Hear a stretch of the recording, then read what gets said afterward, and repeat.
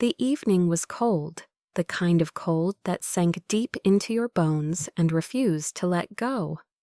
On a bustling city street, people hurried past with their coats pulled tight, too busy or too unwilling to notice the frail old man sitting on the curb. His name was Edward, 72, though life had weathered him into someone who looked much older. His coat was torn, his shoes mismatched, and his hands trembled as he tried to keep warm.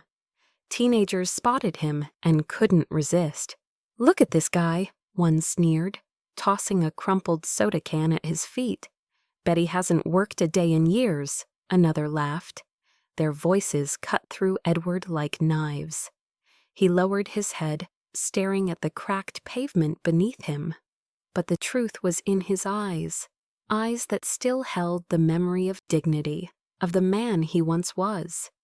Each insult chipped away at what little pride he had left, though he never begged, never spoke back. And then, tires screeched softly against the curb. A sleek black car, polished like a mirror, slowed down right beside him. The laughter around him faded. The tinted window rolled down just enough for someone inside to watch. Edward didn't understand. The crowd didn't understand. But one thing was certain. No one knew that the man in the back seat recognized him instantly. Edward hadn't always been a shadow on the streets. Once he had a steady life, the kind most men dreamed of. He worked long hours in a factory, his hands calloused but proud, because every paycheck meant food on the table and a roof for his family. At home, his wife, Margaret, kept their small house warm with her laughter. They raised a son together, Daniel, who was Edward's greatest joy. But life doesn't always keep its promises. When Margaret fell ill, the medical bills piled higher than Edward could ever climb. He worked double shifts, then triple, but no amount of overtime could fight against the relentless cost of sickness.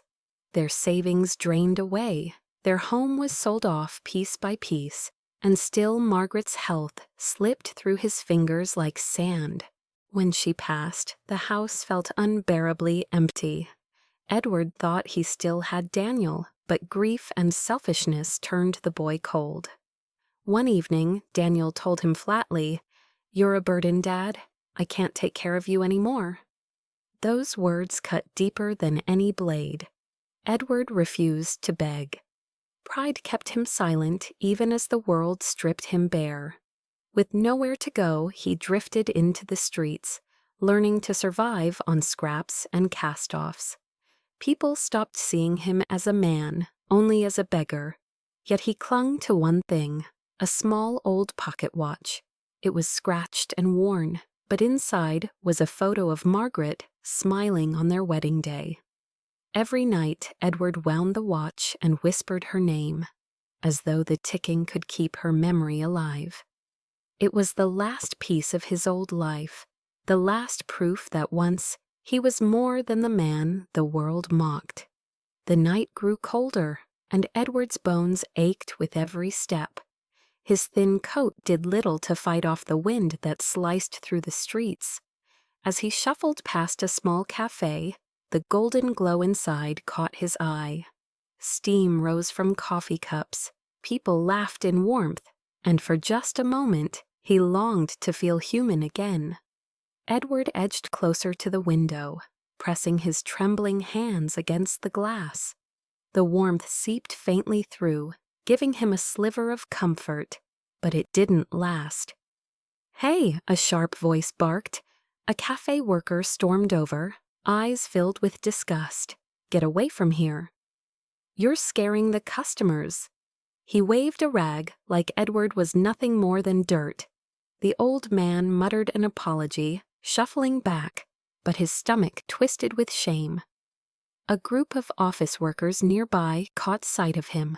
Suits, ties, bright faces lit by screens and drinks. One of them smirked, jingled the change in his pocket, and flicked a coin at Edward's feet. "Here you go, old man.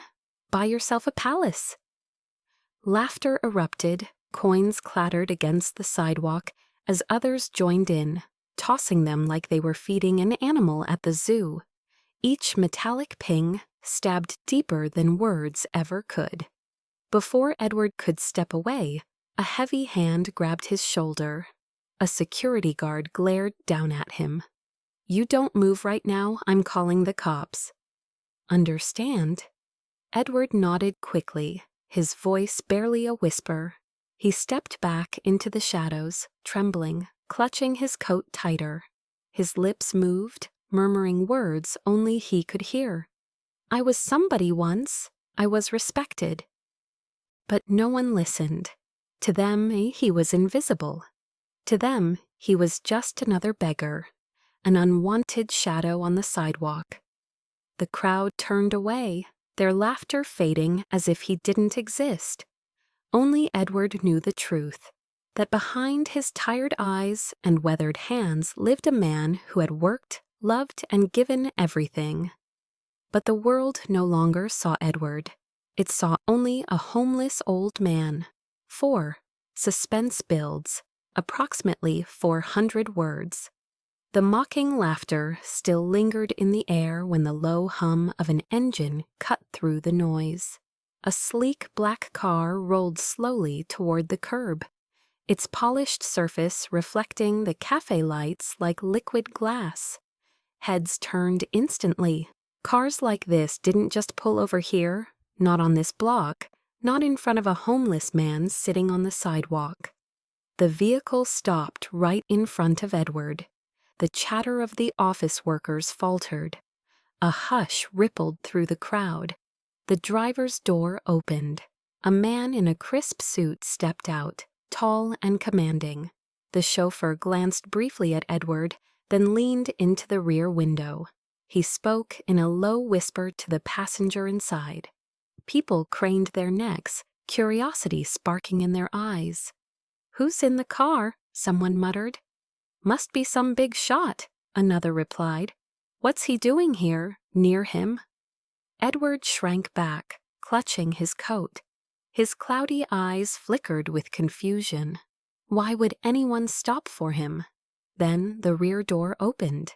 The crowd held its breath. A man stepped out, broad-shouldered, expensive suit, presence radiating power. He didn't look around. His eyes locked straight onto Edward. And in that instant, his face changed. The man's expression faltered, his confidence shattered by shock. His eyes widened as though he were staring at a ghost. The office workers exchanged bewildered glances. The cafe worker froze in the doorway. Even the security guard stepped back, unsure. Edward blinked, uncertain, his lips parting but no words forming. The street was suddenly silent, every ear straining, every gaze fixed on the powerful man who had stopped his luxury car for a beggar. The air itself seemed to tighten, heavy with anticipation. The man was Richard Dalton, CEO of Dalton Enterprises, one of the largest corporations in the city.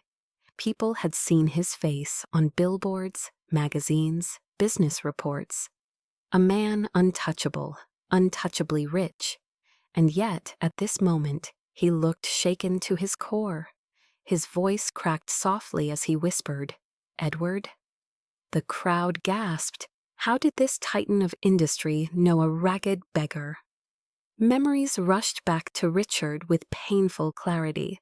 Decades ago, when he was a reckless teenager, he had made the mistake of racing down an empty road at night. His car had spun out, slammed into a tree, and burst into flames.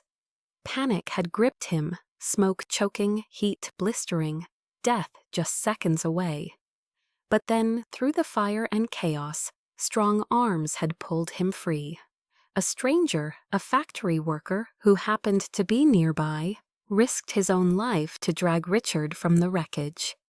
That man's face had been burned into Richard's memory forever, and that face was now staring back at him from the shadows of the sidewalk. The office workers, moments ago so smug, now gaped in stunned silence. The cafe worker's jaw dropped. The security guard stepped back, unsure of what he had almost done. Edward's lips trembled. "You remember me?" Richard's throat tightened. "You saved my life. You gave me everything I have today." The crowd shifted uneasily. Their laughter, their mockery, all of it now felt cruel and shameful. The man they had ridiculed was no nameless beggar. He was the savior of one of the most powerful men in the city. And the most shocking truth of all, Richard Dalton, the billionaire, now stood humbled in front of Edward, the homeless man everyone else had dismissed as worthless. The silence grew heavier, the onlookers realizing they had just witnessed something extraordinary. Richard's voice thundered across the silent street. "Shame on you," he barked at the workers, the guard, the cafe staff, all those who had mocked and thrown coins. "This man is not trash. He is not worthless. He is the man who saved my life. Without him, I wouldn't be standing here today. Without him, none of what I've built would exist." The office workers' laughter died completely, their faces pale, their smirks gone. The cafe worker ducked his head, wishing he could vanish. Even the guard shifted uneasily, his authority crumbling in the face of truth. Then Richard did something no one expected. He lowered himself, this billionaire, this untouchable figure, and knelt right there on the dirty sidewalk beside Edward. His hand reached out, steady and strong. "Edward," he said softly, "you don't belong here." "Not like this.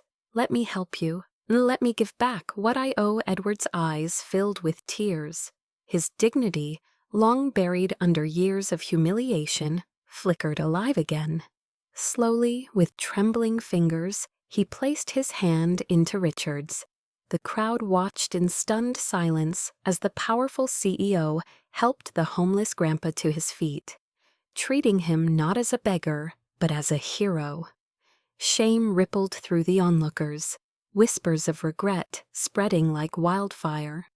They had mocked a man who was far greater than any of them had realized. The chauffeur rushed to open the door, and Edward, still trembling, was guided gently inside the black car. Richard followed, his arms steady around him. For the first time in years, Edward sat not on a cold curb, but on leather seats, warmth wrapping around him. "I'll make sure you're cared for," Richard promised, his voice breaking with sincerity. "A home. Food, respect, everything you deserve. You gave me a life, Edward. It's my turn to give you one."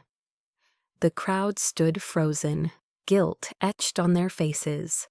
The same people who had mocked now watched in silence as the black car pulled away, carrying the man they had dismissed as worthless toward a better future. The street grew quiet, haunted by what they had witnessed, and in that silence a truth echoed louder than any words could.